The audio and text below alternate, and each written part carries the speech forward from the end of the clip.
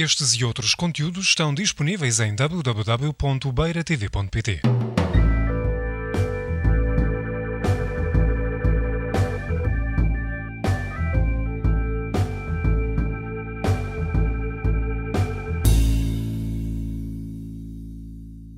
O que eu vos trago para falar hoje é uma pequeníssima parte, um cantinho de um capítulo que tem a ver com o revival de um tipo de letra. No fundo, o revival é uma interpretação para a atualidade de um tipo de letra que ainda não existe no digital e, portanto, o processo que eu vou mostrar é um bocadinho aquilo que eu tenho estado a desenvolver com o intuito de adaptar esse tipo de letra, neste caso refere a uma coisa do século XVIII, para a atualidade. Esse tipo de letra foi desenvolvido por Jean Villeneuve, que era um francês, abridor de punções para o rei francês, do Luís XIV, início do século XVIII, e que, segundo as palavras dele, vem para Portugal a convite do rei para fazer tipos de letra. Idealmente, na ideia de Dom João V, ele queria mesmo fazer uma academia, à semelhança da Academia de História, da Academia das Ciências francesa. O rei tinha uma pequena Academia da História, para onde Jean Villeneuve viria fazer os tipos. Onde nesse momento, estamos a falar do início dos anos 30, havia um enorme boom na qualidade da impressão, na produção de livros, e Dom João V viria a apoiar em muito essa produção, de tal modo que contrata um fundidor de França para vir para cá fazer tipo. 2 anos depois de ele chegar, edita esta primeira prova. É a primeira prova oficial, existem outras, mas hoje não vos vou amassar muito mais com a história. Vamos avançar, mas é para aquilo que nos interessa, que são as letras. Mas antes de avançarmos com isso, era importante dar-vos aqui um pequeno contexto, porque esta coisa de fazer tipos no século XVIII tem as suas peculiaridades, não é tão simples como pudéssemos imaginar à partida. E é importante dar-vos um pequeno contexto antes de podermos avançar.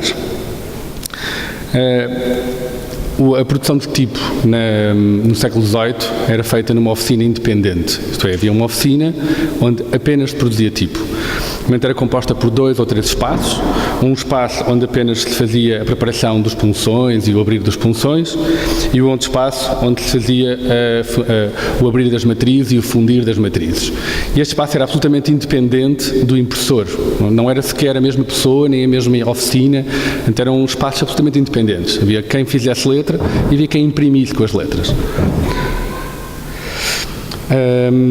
Para vos dar uma ideia, então, o que é que são esta coisa das punções, e vamos falar várias vezes disto agora, nos próximos minutos, mas as punções são, no fundo, umas barras de aço, e na extremidade dessa barra existe uma gravação em relevo com a letra. Okay? Essa letra está invertida e servirá depois para cravar numa matriz de cobre. Portanto, o punção com o relevo da letra é colocado sobre a matriz e com uma pancada seca de martelo é gravado o relevo dessa letra nesta barra de cobre, que tem que ser polida, justificada e depois colocada num molde. Isto é um molde de fundir caracteres. Assim é pouco entendível, mas esta imagem pode ser um bocadinho mais clara. Portanto, esta imagem que estamos a ver é por onde é colocado o metal líquido, e na extremidade, neste buraco que estamos a observar, vai estar então a matriz com o relevo, e o metal é colocado por este buraco e dá origem então aos caracteres. Okay? Solidificando, obviamente, temos os caracteres. Okay? E são esses caracteres que vão permitir depois produzir livros sem conta, folhetos, etc. A partir de agora, então, começa assim o processo que eu desenvolvi para obter um revival. Isto é mais ou menos o momento em que o revival está, menos aquele que eu vos vou mostrar hoje. E agora vou-vos mostrar um bocadinho o processo que eu percorri para obter estas letras que vocês estão a ver aqui. Stanley Morrison apresenta 4 suportes para obtermos informação, para podermos conhecer um bocadinho melhor sobre estas letras e podermos então obter esse revival. Stanley Morrison, provavelmente muitos de vocês saberão, que foi responsável por uma imensidão de revivals no início dos anos 30, com a Monotype, e escreveu muito sobre isso. Ele diz-nos 4 suportes principais: livros impressos, com os tipos que estamos à procura, documentos informativos sobre a gestão dessa entidade, as entidades com quem o abridor de punções fundidor funcionava, e provas de caracteres impressas. Eventualmente os impressores faziam provas com o fundidor. Jean Villeneuve fez 4 provas, esta é a 4ª, só se encontram atualmente 2, as outras 2 que seriam as mais relevantes, porque têm realmente, à semelhança desde Caslin, têm os vários corpos, encontram-se desaparecidas, ou eventualmente alguma coleção particular, e não se sabe ainda o paradeiro. E por fim, e talvez a ferramenta mais preciosa, os punções, que são, no fundo, a primeira peça que é feita pelo fundidor, pelo abridor de punções e fundidor, para produzir os caracteres. Talvez aquela que permite observar mais pormenorizadamente os detalhes. Eu, depois de muito me vasculhar, tive a sorte de encontrar 2 jogos de punções. Hoje apenas vos vou mostrar o regular, porque não teria tempo de vos mostrar mais do que isso. Tive a sorte de encontrar 2 jogos de punções que à primeira vista me pareceram automaticamente do Villeneuve, por uma série de pormenores. Aqui em pequenino, no canto superior, conseguem ver uma letra impressa da prova 4ª, e em grande o punção que eu encontrei. Portanto, estamos aqui, é importante deixar aqui claro que esta letra impressa é deste tamanho e a prova impressa e o punção é deste tamanho. Mas já vamos falar nisso mais à frente. Portanto, tive a sorte de encontrar estes punções no Museu da Imprensa no Porto. Tem 2 jogos de punções de Villeneuve, de corpos muito grandes, e que me permitiram fazer daí o ponto de partida para este revival. Portanto, seguindo as ideias de Stanley Morrison, fui à procura da fonte mais fidedigna, que seriam então os punções, para desenvolver o revival. Os punções estavam um bocadinho maltratados, com alguma ferrugem, portanto implicou algum cuidado. Mas uma das coisas que permite ajudar a clarificar a ideia da idade destes punções é esta rudeza de material. A imagem aqui está um bocadinho mais escura, mas percebe-se que é muito irregular. Há muita textura nesta peça. E ao passo que um punção atual, isto é um punção do século XX, é feito a partir de uma barra de ferro, portanto é perfeito, não é? É extremamente geométrico. Aqui o fundidor tinha um bloco de ferro e tinha que o esculpir para construir esta barra, não é? Ele nem sequer tinha acesso à barra.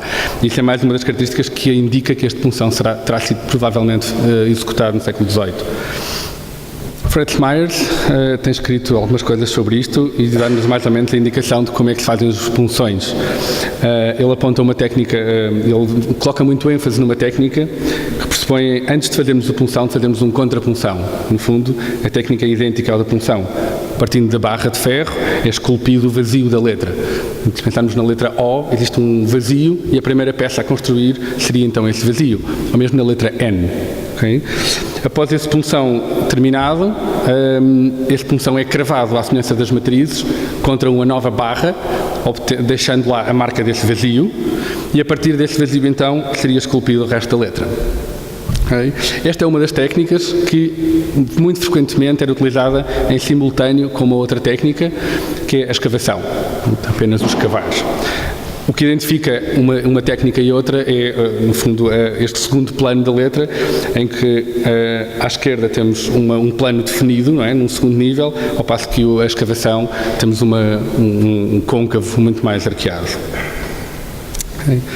Então, seguindo aos caracteres, uma das coisas que procurei fazer foram fotografias com um microscópio digital para poder ir à procura desses detalhes, desses pormenores. E ampliando um bocadinho, consegue-se perceber um pouco dessa técnica. Neste primeiro C, mais brilhante, consegue-se perceber não só essa marca do contrapunção em toda a volta, como 3 buracos. Estes 3 buracos têm a ver com o uso de uma broca. Que essa broca esses furos de broca eram efetuados para procurar procurar retirar material para que com a marcação de contrapunção fosse mais fácil o entrar de contrapunção e o material que vai ser empurrado para dentro ter para onde fugir, no fundo. Não é? Portanto, permitir que haja menos dilatação do material quando é colocado à pancada. Okay? Estranhamente, o outro C que está ao lado, mais escuro, C de cedilha, é bastante mais... o segundo plano é bastante mais rugoso e não tem os furos da broca. Os furos da broca poderiam não ter lá chegado, mas esta rugosidade é estranha. Não é? Quase ficamos na dúvida se terá sido escavado em vez de contrapuncionado. Mas, ao mesmo tempo, sente-se ainda a linha do contrapunção e sobrepondo, como vos vou mostrar mais à frente, percebe-se que foi realmente executado um contrapunção, porque a marcação dos dois vazios é extremamente idêntica. Aqui estão uns exemplos apenas onde foi utilizada a escavação noutros percebia-se realmente o uso da broca no A e no F, mas vamos avançar. Pronto, seguidamente procedi também à execução de provas de fumo. As provas de fumo consistem no fundo em segurar o punção contra uma vela e a partir do fumo que a vela produz, que no fundo é carbono, como que pulverizado contra o caractere, permite obter uma impressão bastante cuidadosa. Digo cuidadosa porque com a tinta, o colocar da tinta, a tinta tem uma matéria pastosa, não é? Que colocada sobre o caractere e prensada contra uma folha vai borrar em toda a volta. Não é? Vou-vos mostrar isso um pouco mais à frente. E esta era a forma que os abridores de punções e puncionistas faziam para obter uma prova mais fidedigna possível e verificarem se o caractere estaria em condições. Neste momento era suposto eu fazer esta marcação encostando a letra a este canto de ferro que viam aqui na imagem. Que serve normalmente para encostar, portanto, o punção nesse canto e fazer uma marcação perpendicular. A questão é que os punções estão extremamente danificados e não permitem fazer esse encosto perfeito. Portanto, a melhor forma que eu consegui encontrar de fazer estas provas foi fazer a prova apenas com a minha mão. A partir destas provas, consegui executar de quase todo o alfabeto. Comecei a tentar perceber por onde é que iria avançar com este revival, com esta reinterpretação. E então, o primeiro ponto de partida foi pegar 3 letras, o H, absolutamente vertical, o O, circular, e o D, que reúne características dos dois anteriores, uma haste vertical e uma haste arqueada. A partir destas 3 caracteres, iriam lançar as bases que iriam definir o sistema do meu tipo de letra. Como o H estava extremamente danificado, fui como que obrigado a ir à procura de uma fonte mais fidedigna e então recuei ao I, que não tendo uma ideia de proporção, de largura, que me era importante adquirir à partida, tinha pelo menos uma definição perfeita das hastes, da haste e das serifas. Ampliei estes caracteres 10 vezes, para ir à procura desse detalhe e tentar compreender então, mas que serifa é esta, que curvas são estas e como é que eu os posso interpretar. Percebo que a parte de baixo tem um ligeiro arco, que pelos estudos que encontrei terão 2 justificações. Primeiro, a dificuldade de fazê-lo absolutamente perpendicular, absolutamente horizontal ao longo de todo o alfabeto. Não é? E qualquer variação iria sair muito mais evidente. Então, se todos os caracteres forem ligeiramente arqueados, essa nuance fica perdida. Mesmo que hajam ligeiras variações, ela passa mais despercebida. Por outro lado, outros estudos indicam que tem a ver com a pressão da tinta. A pressão da tinta vai encher um bocadinho e vai disfarçar, suavizar este arco, embora eu esteja menos de acordo com esta ideia. Acho que essa variação, mesmo na impressão, continua a existir. Observando com mais pormenor, procurei dar às serifas um ar mais quadrangular, que vos vou mostrar um pouco mais adiante. Okay? Apesar de serem provas de fumo as mais rigorosas que obtemos, ainda assim há uma margem de erro muito grande e as serifas são bastante diferentes. Da esquerda à direita tem uma variação muito grande, portanto é difícil acreditarmos que podemos chegar aqui e fazer uma linha à volta e está definido. Portanto, existe aqui muito espaço para procurar uma lógica e um raciocínio e encontrar razões para definir esses raciocínios. Continuando essa análise, percebi que o I era como que itálico. Não é? As serifas estão ligeiramente deslocadas, como podem ver, não é? E além disso, apesar de nós não sentirmos isso no caractere, que é muito interessante, não obstante haver este desvio, nós sentimos o caractere como vertical. E analisando ainda mais a fundo, se conseguem ver, sim, A própria haste tem uma inclinação também no sentido itálico, de 0,3 graus. É mínima, mas achei isto muito estranho e fui à procura dos outros caracteres e percebi, mas será que esta inclinação é constante? E o que eu percebi é que não há uma inclinação constante, mas todos os caracteres são ligeiramente inclinados. Não obstante, nós não sentirmos essa inclinação.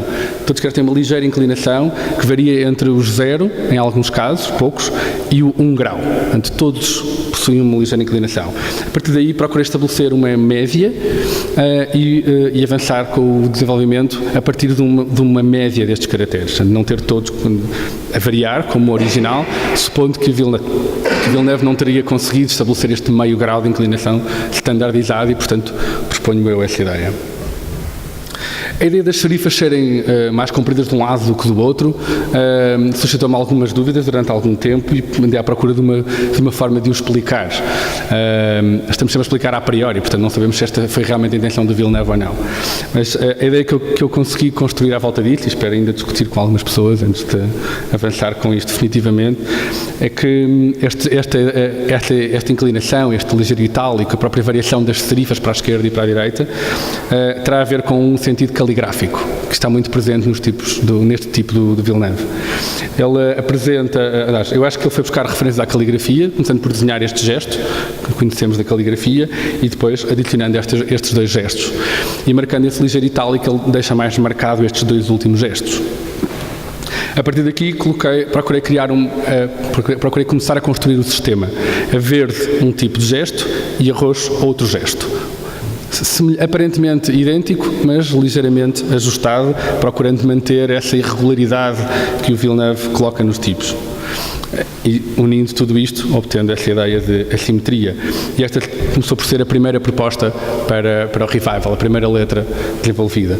Portanto, vai buscar o tal meio grau de inclinação, o desencontro das serifas e procura manter uma quase invisível assimetria.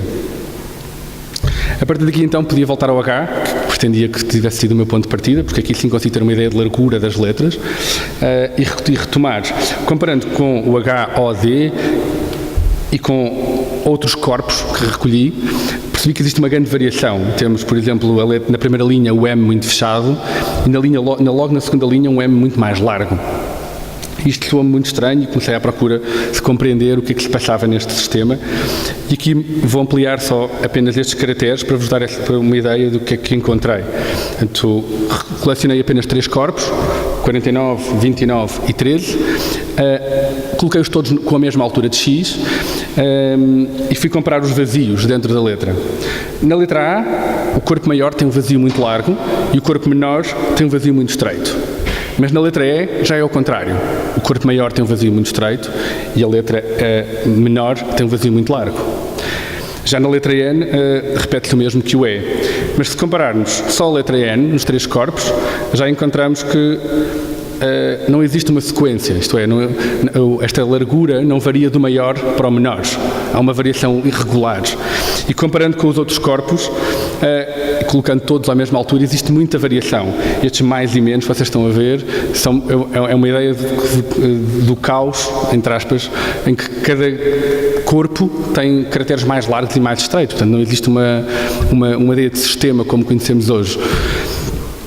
Portanto, a partir daqui, voltando ao HDO e tentando colocar o H seguindo as indicações de Villeneuve, eu percebi que era preciso dar-lhe um bocadinho mais de cor, porque ele estava muito estreito.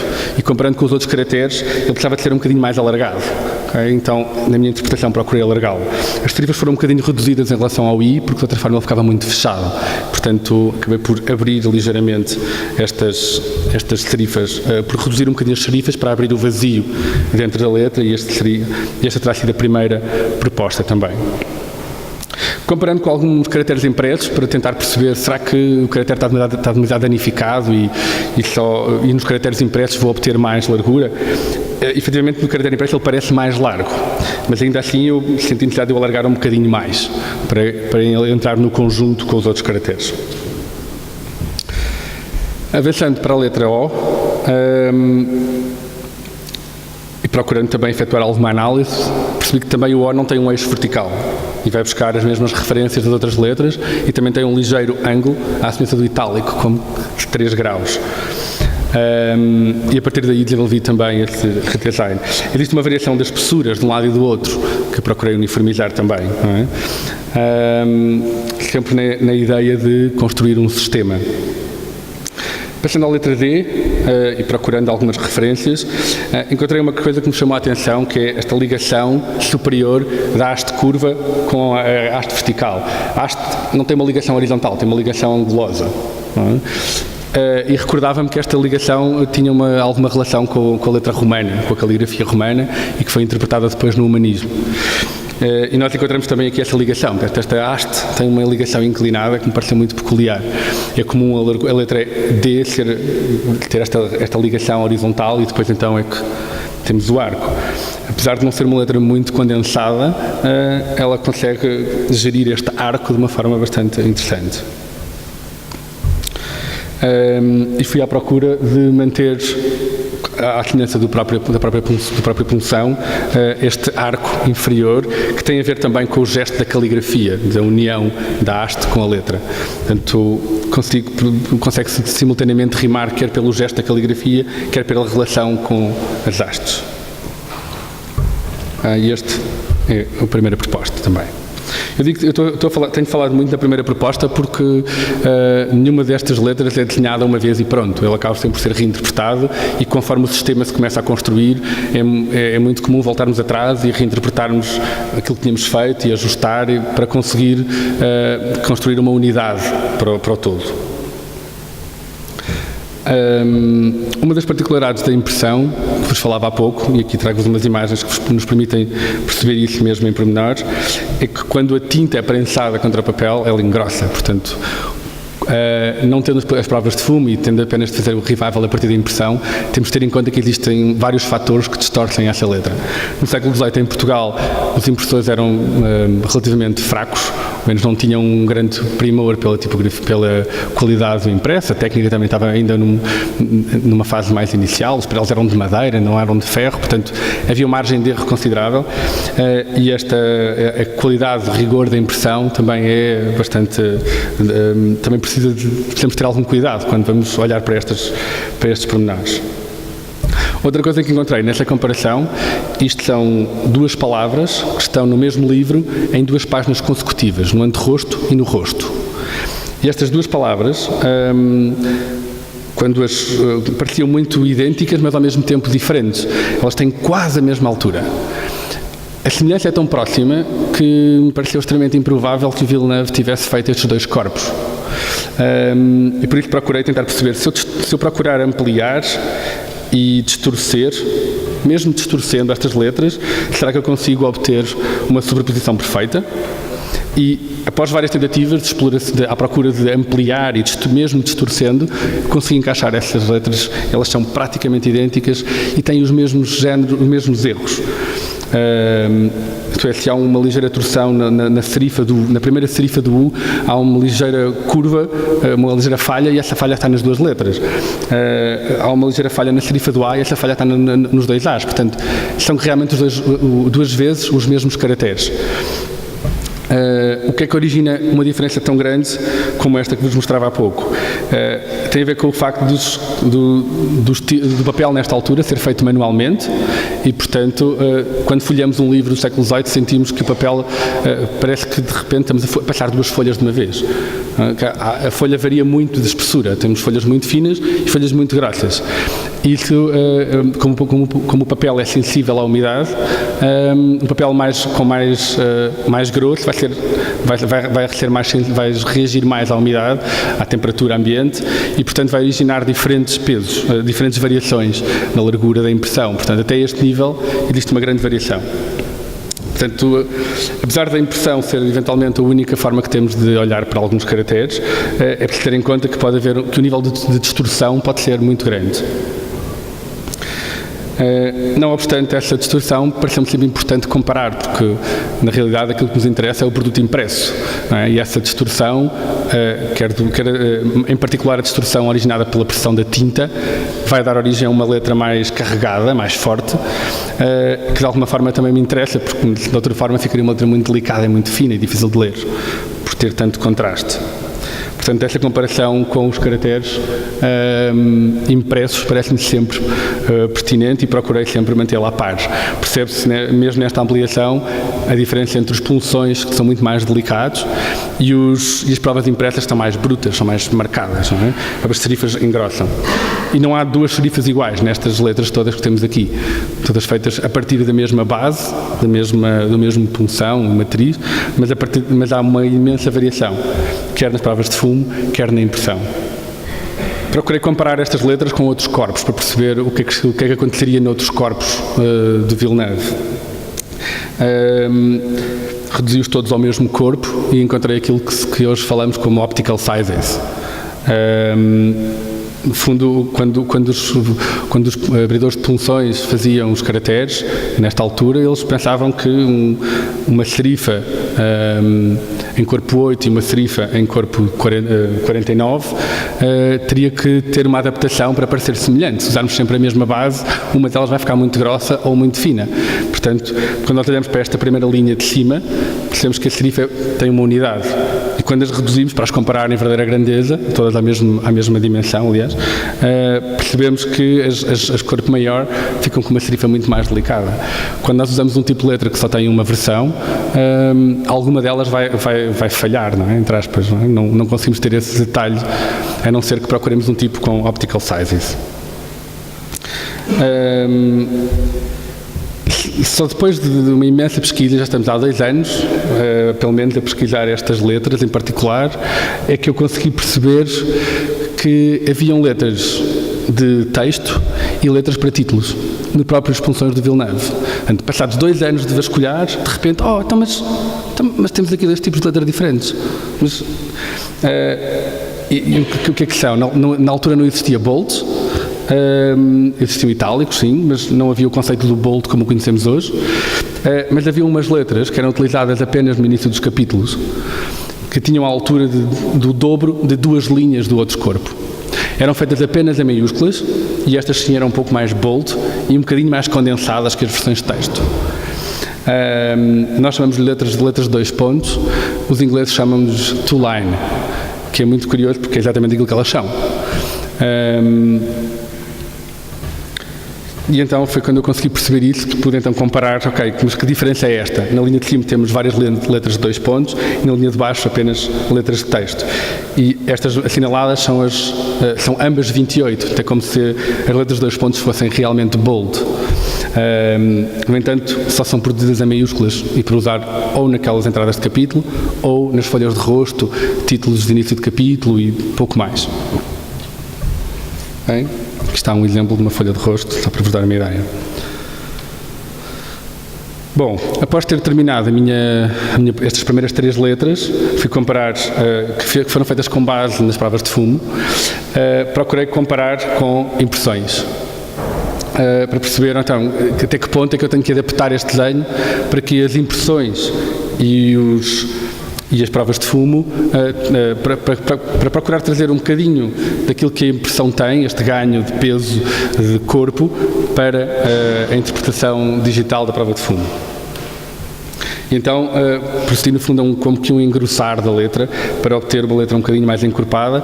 São ajustes muito pequenos, mas ainda assim são bastante perceptíveis, que é o tal ink gain, como se escreve nesta terminologia, o ganho da tinta.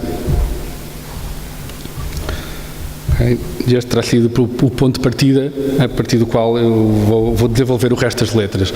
Eu digo ponto de partida por um motivo, porque a partir daqui eu estabeleci uma série de regras para o sistema. Estabeleci hastes, estabeleci arcos, espessuras para as serifas, espessuras para as hastes, e é a partir desta base que eu vou continuar a avançar. Isto é, não vou procurar seguir tão fielmente cada letra do Villeneuve, vou sempre olhar para ela e vou-vos mostrar, mas há uma matriz, há uma base que eu vou seguir a partir daqui. Há várias letras nestes tipos de Villeneuve que vão buscar referências a outros tipos de letra, ou a outros estilos, melhor dizendo, não tipos de letra, mas estilos. Uma coisa muito particular que me chamou a atenção e que vos gostaria de mostrar tem a ver com as serifas do C, da letra C, que apontam ambas para baixo. O C é muito aberto, a direito, e aponta para dentro. Que se encontra nas letras romanas e que se encontra na Garamond também, que é uma interpretação da letra, que é uma interpretação humanista das letras romanas. E a letra C do Villeneuve vai buscar também essa referência muito marcada, tal como a letra G e outras, o US também. Outra particularidade interessante que me saltou destas comparações foi que o C e o G são muito largos, comparativamente com o E e com o F, que são letras mais estreitas, e o B, tal como nos modelos que vos estou a mostrar acima. Comparando com outras coisas que estavam a fazer nesta altura não, desculpem, o que estou a mostrar agora são revivals, são interpretações digitais de tipos também entre o século XVII e XVIII, isto são interpretações digitais destes tipos. Parece-me interessante mostrar-vos isto para vos dar uma ideia que várias interpretações podem ter resultados muito distintos. As primeiras duas linhas são duas interpretações da Casalan, com dois propósitos distintos e provavelmente a partir de duas bases diferentes. Basta pensarmos que eu vos estou a mostrar esta primeira interpretação com base na letra de 2 pontos, a seguir vou desenvolver a letra para texto e haverão grandes diferenças. Portanto, eventualmente estas versões que aqui temos terão tido bases, pontos de partida diferentes. Por exemplo, a letra C, que em cima tem uma serifa e em baixo termina com um gesto mais caligráfico, sem serifa. Ou a escala do Q, bastante óbvia. Na segunda linha, o Keys e o Janson, a letra P tem um gesto muito diferente. A versão Keys da Bitstream é um bocadinho mais arqueada, ao passo que a outra é mais dura. Portanto, há aqui várias interpretações e não existe uma única forma de interpretar a letra. Portanto, esta descrever do processo é bastante importante. E a meio deste processo, separei-me com a letra do Oeffler Text, em que ele explica que esta Oeffler Text é um revival, mas que não se apoia em nenhum original, mas sim em todos eles. E é muito curioso encontrar uma série de referências na Oeffler Text que o tipo do Villeneuve possui também, como esta letra de C muito aberta, o género da cauda do Q, que também tem algumas referências. Avançando pelas letras circulares, portanto, como desenhei inicialmente o H, o O e o D, agora vou continuar o desenvolvimento a partir de primeiras letras circulares, depois das letras retilíneas e depois as seguintes. Sobrepondo o O e o Q, verifiquei que as provas de fumo do O e do Q tinham esta diferença considerável. Isto são 2 O's e 2 Q's em provas de fumo. E são ainda assim muito diferentes. Então, o Q é francamente inferior ao O. Isto suscitou-me várias dúvidas e fui à procura de uma explicação para isso.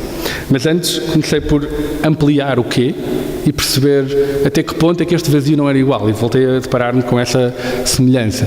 O vazio do O e Q são extremamente aproximados, o que me leva a crer que foram feitos com o mesmo contrapunção que vos falava há pouco. Fred Myers, uma vez mais, que estudou muito este assunto, apresenta essa ideia, em que um contrapunção permite fazer vários corpos. Aqui não se trata de um outro corpo, mas sim de um vazio mais pequeno. Portanto, dependendo da forma como ele tratava o material, seria possível obter aquele que é a partir do mesmo contrapunção. Mas isso não explicaria a ideia de porque é que ele teria feito essa letra mais pequena. E o que me leva a acreditar nessa ideia é uma tentativa de obter uma letra mais pequena para que nestas entradas de capítulo a cauda do Q não fosse tão proeminente. Então ele procura fazer uma letra mais pequena para que possa encaixar de uma forma mais contida neste início de capítulo.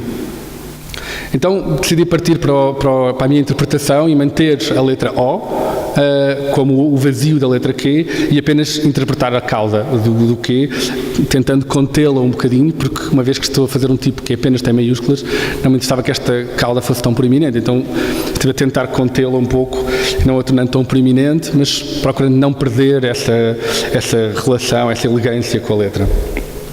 A letra C, que vos falava há pouco, aqui um pouco maior, é a tal ideia da serifa, que apontam apenas para dentro, e vejam a relação com as letras que temos lá fora.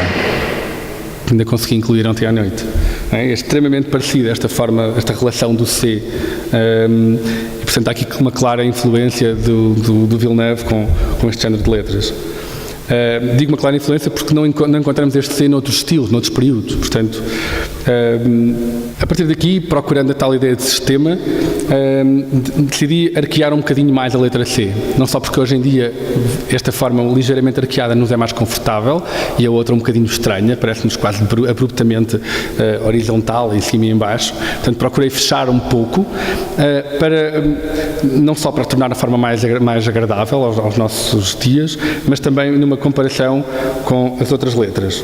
Com a letra G, que era por si só um bocadinho mais fechada, e com a letra S, procurando manter uma ideia de sistema em que todas as letras têm um ligeiro arco. Seguidamente, avancei então para as letras retilíneas, que têm hastes verticais e braços horizontais. E a partir destas letras, uma coisa que me saltou logo, e fiquei quase cegado, quase cego com esse detalhe, é a dureza da ligação da haste com a serifa do lado de dentro. Portanto, esta ligação aqui é extremamente abrupta. Uma haste horizontal, ou quase horizontal, e depois tem uma serifa absolutamente triangular e muito marcada. Isto no E e no F. Mas no L e no T, a serifa é muito mais suave, muito mais redonda. Fui buscar também a prova do Z, que apesar de não ser uma letra ortogonal, também tem o mesmo tipo de serifa, e reparei-me novamente com esta serifa triangular muito bruta e muito marcada. Então, procurei comparar estas letras. O Z foi mantido porque não encontrei Zs impressos. Mantive a prova de fumo, fui comparar estas letras com outros corpos, para perceber como é que Villeneuve tomou esta decisão ao longo dos corpos. Será que ele teria mantido o L e o T ou não? E percebi que existe uma grande variação. Existe uma grande variação nestes corpos. Há letras que têm a serifa arredondada, há letras que têm a serifa completamente abrupta e triangular. Portanto, não existe uma marcação de sistema, como vos dizia, e cada corpo é uma nova entidade. E ele vai variando esta relação, não encontrando qualquer explicação lógica, porque não há sequer uma relação com o corpo. Portanto, esta forma da serifa varia muito. Portanto, a minha interpretação primária foi procurar marcar essa marcação muito abrupta, porque me pareceu divertida, porque me pareceu interessante e um bocadinho diferente do habitual. Então, comecei a procurar uma relação com as outras letras, procurei uniformizar essas serifas, porque elas não podiam ser todas do mesmo tamanho. Elas tinham que ser equilibradas visualmente. E então, cada uma destas serifas tem alturas diferentes, tem larguras diferentes, para que elas pareçam efetivamente equilibradas, apesar de não serem geometricamente iguais. Na linha de baixo conseguem perceber como existe um equilíbrio, não há nenhuma delas parece especialmente grande ou especialmente pequena. E as variações que existem são estas. Reparem como o E e o F são diferentes nas serifas superiores, no entanto, na linha de baixo elas parecem desequilibradas. Comecei a escrever palavras e alguma coisa de estranho me saltava aqui, me estava a incomodar. Então, se experimentarem tapar uma parte do T, a parte de baixo ou a parte de cima do T, vão perceber que há qualquer coisa que não joga. A parte de baixo do T é extremamente redonda e suave e elegante, e a parte de cima do T é extremamente dura e abrupta. Ou mesmo comparando a letra Z com a letra I, e parecem dois tipos de letras diferentes. Não encontramos quase relação nenhuma entre eles.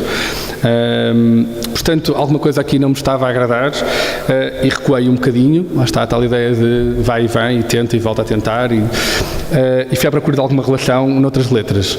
Já tinha feito o C e o G, e então, será que encontro aqui qualquer coisa que possa ir buscar?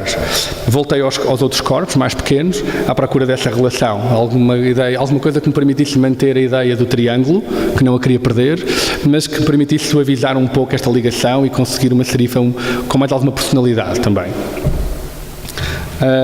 E a partir daí fui à procura de uma série de possibilidades, mostro-vos aqui algumas, para encontrarmos que forma de serifa podia ser esta.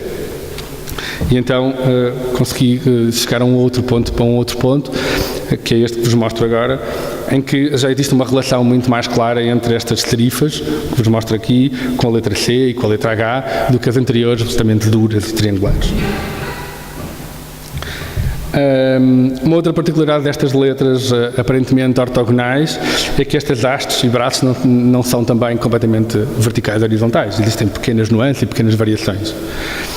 Na primeira abordagem procurei mantê-las o mais próximas desse horizontal e conforme fui sentindo este caráter mais orgânico da serifa, procurei deixar isso transpirar do original para a interpretação digital de uma forma mais clara. Então fui buscar novamente essas variações, esses ligeiros arcos que a letra tem na parte de cima e na parte de baixo, procurando manter mais esse caráter original. E aqui mostro-vos as duas linhas, em cima a primeira tentativa e em baixo algumas tentativas mais tarde, em que existe já uma relação mais próxima entre estas serifas triangulares e as serifas das hastes verticais. Avançando para o B e para o P, à semelhança do Q, voltei a tentar procurar perceber se tinha existido o tal uso dos contrapunções, que de alguma forma me iriam ajudar a perceber se existe uma contrapunção nesta letra e nesta, então estes dois vazios no meu revival vão ser também idênticos, potencialmente, pelo menos. E nestas sobreposições, também das ampliações das provas de fumo, consegui perceber que no B, P, R não havia qualquer coincidência com algum rigor, mesmo o P e o R, apesar da imagem não permitir, ampliando um pouco mais perto, percebe-se que o P e o R também têm uma variação ainda considerável. Portanto,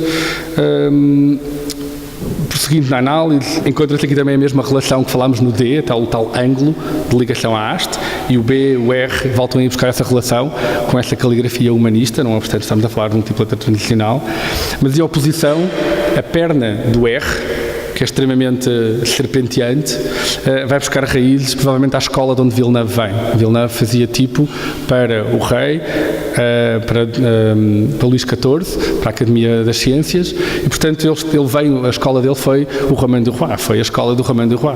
Então alguma coisa teria vindo lá com certeza, e provavelmente esta perna que viria a caracterizar os tipos transicionais e os tipos modernos a seguir, os Didot e os Baudonnis, que largam em absoluta a perna do R linear e vão buscar uma perna muito mais torneada, muito mais delicada. E a partir destas premissas fui desenvolvendo este revival.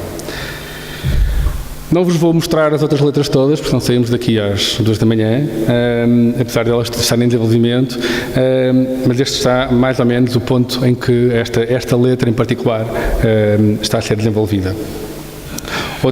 Outras questões estariam ainda por falar, o espaçamento, como é que se gera este espaçamento, e neste caso em particular será algo tricky, porque estas letras eram usadas em inícios de capítulos, portanto eu não tenho informação de Villeneuve para o espaçamento, ou em títulos, e esses títulos têm cada um tem uma largura diferente, portanto que eles faziam a composição para o título, portanto não há qualquer indicação de espaçamento nestas palavras do Villeneuve. Portanto, hoje vamos usá-lo de outra forma, vamos usá-lo provavelmente em headline, em títulos ou mesmo para um objeto físico, de uma fachada, de uma sinalética, de uma coisa pontual, pensando neste tipo com um tipo de títulos e não para texto, porque nem sequer tem minúsculas. São sempre um tipo a usar em corpos grandes. Esse espaçamento terá de ser feito completamente de raiz a partir de agora. Eu disse que tem imensos outros caracteres para desenvolver, ou porque simplesmente não se encontraram nas centenas de livros que fui consultando, mas porque não existiam na altura, portanto terão que ser reinterpretados de raiz, e como desenvolver um e-comercial e um euro, ou as percentagens. E aqui mostro-vos, já em jeito de conclusão, mas mostro-vos uma das outras letras do outro set que encontrei, que é um itálico, extremamente inclinado, extremamente marcada a inclinação, que é muito curioso, mas ficará para uma outra oportunidade. E as letras de texto, que são no fundo o conjunto daquilo que será este meu doutoramento e que fecham quase um sistema entre esta versão de títulos, desenvolvido pelo Villeneuve, e uma versão de texto para se poder usar num uso mais corriqueiro, e estes são no fundo o sistema que estou a procurar desenvolver para este tipo de letra. Algumas letras já estão desenvolvidas destas outras versões, mas ainda não completamente o suficiente para vos mostrar aqui. E pareceu-me que esta pequena explicação, como proceder ao revival, há muitas coisas que se vão repetir daqui para as outras versões, mas também haverão outras coisas que virão, que estão a começar a vir destas letras impressas, caixa baixa e tudo mais, que vão transpirar para esta versão display. Portanto, não parece que a versão que eu vos mostrei agora aqui seja uma versão final, mas sim um ponto intermédio de um processo que ainda promete ser bastante extenso. É tudo. Obrigado.